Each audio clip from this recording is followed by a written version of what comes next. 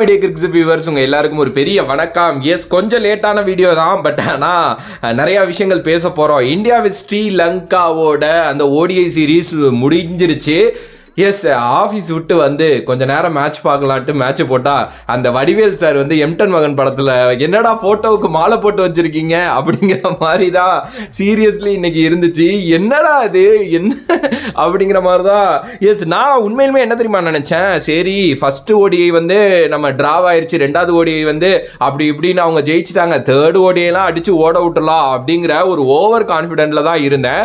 இந்த over confident எனக்கு இப்போ இல்லை, முன்னல்லேருந்தே இருந்துச்சு. எனக்கு மட்டும் இல்லை, ஓப்பன்லி ஸ்பீக்கிங் எல்லாருக்குமே ரொம்ப நாளாகவே இந்தியா ஜெயிச்சிருவாங்க அந்த சீரீஸ் தான் இருந்துச்சு. ஈவன் தோ ஒரு சில பேர்லாம் எதுக்குங்க இந்த சீரீஸ் ஆடிக்கிட்டு, இதெல்லாம் வேஸ்ட் சீரீஸுங்க அப்படின்னாங்க. சீக்கா சார்லாம் வந்து டே இதெல்லாம் ஒரு தகரட்டப்பா சீரீஸ்டா அப்படின்லாம் சொல்லிட்டு இருந்தாரு. பொட்டலம் பண்ணிடுவானுங்க நம்ம ஆளுங்க அப்படின்லாம் சொல்லிட்டு இருந்தாரு. கடைசியில் பொட்டலம் பண்ணி அனுப்பிட்டாங்க Sri Lanka. Yes, kudos to Sri Lanka players and team and coach and management எல்லாருக்கும். ஏன்னா இந்தியா மாதிரி ஒரு டீமை எங்களால் அடிக்க முடியும் அப்படிங்கிறத காட்டியிருக்காங்க. 27 வருடங்களுக்கு பிறகு ஒரு மிகப்பெரிய ஒரு சீரீஸ் வின் ஓடிஐல இந்தியாவுக்கு அகைன்ஸ்டா ஸ்ரீலங்கா பண்ணியிருக்காங்க அப்படின்னே சொல்லலாம்.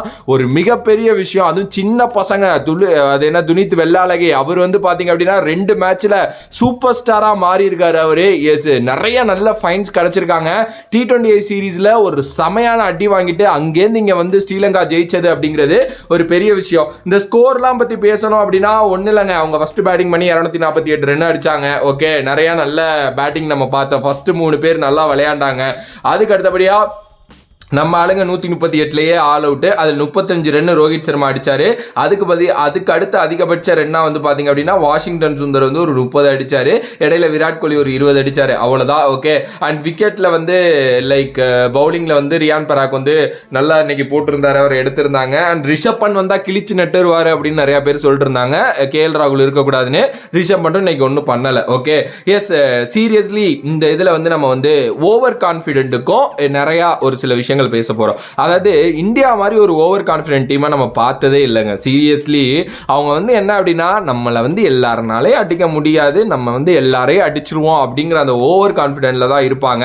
நிறைய போரான பவுலிங் நம்ம வந்து பார்க்குறோம். சீரியஸ்லி ஒரு டைம்ல தோனி ஜெயிச்சு கொடுத்துருவாருன்னு நம்மலாம் சொல்லிட்டு இருப்போம். அதுக்கப்புறம் இப்போ எப்படி இருக்குன்னா, பும்ரா இருக்காருப்பா பார்த்துப்பாருன்னு சொல்லிட்டு இருந்தோம். பும்ரா இல்லாம ஒரு சீரீஸ் போய் விளையாடுறப்பதான் தெரியுது நம்மளோட குணம் என்ன, லட்சணம் என்னன்ட்டு. அண்ட் இன்னொரு விஷயம் என்னன்னா, ரோஹித் சர்மா வாஷிங்டன் சுந்தர் இவங்க 2 பேருமே இந்த சீரீஸ் ரொம்ப நல்லா பண்ணியிருக்காங்க அப்படின்னே சொல்லலாம். ரோஹித் சர்மா பேட்டிங்ல ரொம்ப ஒரு பயங்கரமா ஆடி இருக்காரு. எஸ், அந்த ஓடிஐ வேர்ல்டு கப்லேருந்தே அவர் ஒரு இதில் ஆடிட்டு இருக்காரு, இல்லை அப்படிதான் ஆடினாரு. இன்னொரு பக்கம் வாஷிங்டன் சுந்தர் பவுலிங்ல ரொம்ப நல்லா பண்ணாரு அப்படின்னே சொல்லலாம். மற்றபடி பெரிய பர்ஃபார்மன்ஸ் யாருக்கிட்டேருந்துமே எந்த மேட்சுமே கிடைக்கலங்கிறது தான் ஒரு வருத்தத்துக்குரிய ஒரு விஷயமா வந்து பார்த்தீங்க அப்படின்னா இருக்கு. எஸ், இந்த ஒரு மேட்ச் லாஸ் ஆகுறது, சீரீஸ் லாஸ் ஆகுறது அப்படிங்கிறதெல்லாம் வந்து கிரிக்கெட்டில் ரொம்ப காமனான விஷயம். நான் ஒரு மேட்ச் லாஸ் ஆனதுக்கு அப்புறமோ இல்லை ஒரு சீரீஸ் லாஸ் ஆனதுக்கு அப்புறமோ இவங்க ஒஸ்ட் டீம் அது இதுலாம் வந்து பார்த்தீங்க அப்படின்னா நான் பேச மாட்டேன். அது நான் எப்போவுமே என்னை ஃபாலோ பண்ணுறவங்களுக்கு தெரிஞ்சிருக்கும்.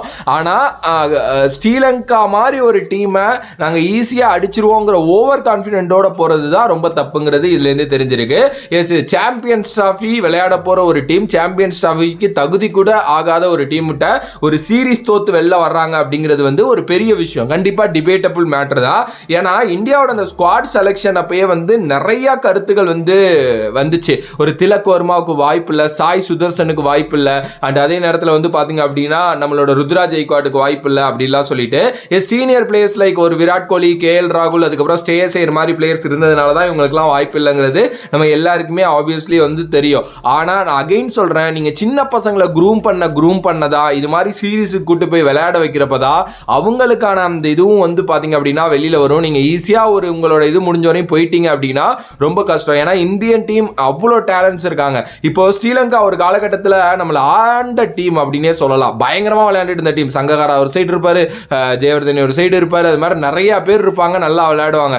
அதுக்கப்புறம் அப்படியே ஸ்ரீலங்கா அழிஞ்சதுக்கான காரணம் என்ன தெரியுமா? அவங்க இருக்கிறப்ப எந்த யங் பிளேயரையும் க்ரூம் பண்ணாததுதான். அந்த தப்பு இப்போ இந்தியா பண்ணிட்டு இருக்காங்க அப்படின்னே சொல்லலாம். ஒரு சில யங் டேலண்ட்ஸை க்ரூம் ப்ரூவ் பண்ணியே ஆகணும்.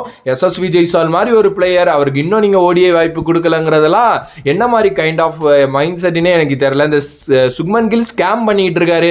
நான் அகைன் அண்ட் அகைன் சொல்கிறேன்ல, நான் மறுக்கா சொல்கிறேன், திருப்பி வந்து அவர் வந்து அகமதாபாத்தில் அடிப்பார், வேற எங்கேயும் அவரால் பெரிய கேம்ஸ் விளையாட முடியாது.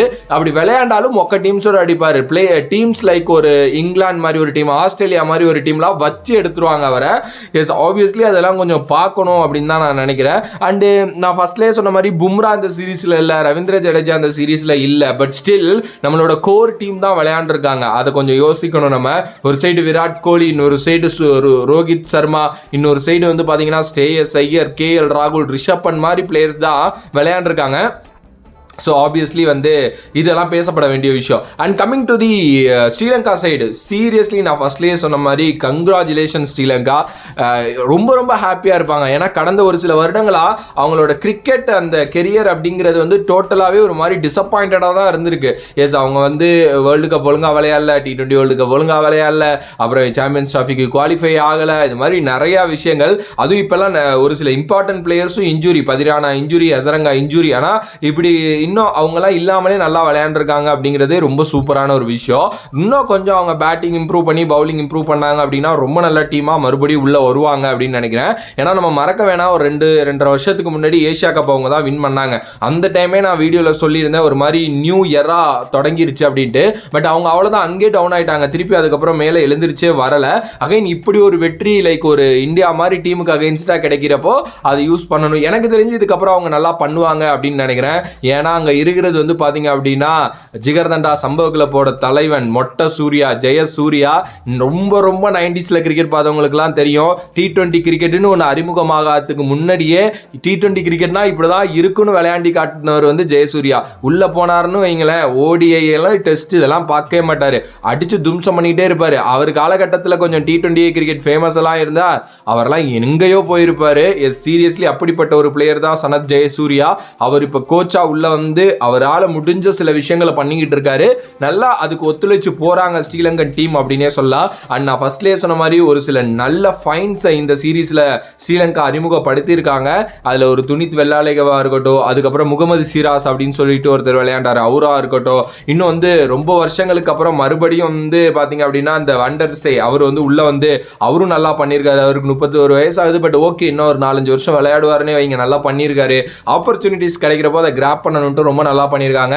ஓகேங்க, அவ்வளோதான், இதுதான் மேட்ரு. இந்தியா இப்படி நான் சத்தியமாக தோற்று போவாங்கன்னு எதிர்பார்க்கல. ஏன்னா சீக்கா சொன்ன மாதிரி பொட்டலம் பண்ணிடுவானுங்கன்னு தான் நானும் நினச்சேன். ஆனால் இப்படி நம்ம பொட்டலமாகி வருவோன்ட்டு நான் எக்ஸ்பெக்டே பண்ணலை. இதுக்கு அடுத்து வந்து பார்த்தீங்க அப்படின்னா ஒரு பங்களாதேஷ் சீரீஸ் வந்து இந்தியா போகிறாங்க அப்படின்னு நினைக்கிறேன். ஆனால் அது ஒரு டெஸ்ட் சீரீஸ். அண்ட் இதுக்கு இடையில நிறையா சீரீஸ் அண்ட் நிறையா விஷயங்கள் நம்ம பேச வேண்டியது இருக்குது. வெயிட் பண்ணுங்கள், தொடர்ந்து என்ஜாய் பண்ணி நிறையா வீடியோஸ் நம்ம பார்ப்போம். ஸோ வேற ஒரு வீடியோவில் வேற ஒரு கான்செப்ட் வந்து உங்களை சந்திக்கணும். வரை உங்களிடமிருந்து விடைபெறுவது Vijay Mani. Love you all, stay safe மக்களே. Stay safe.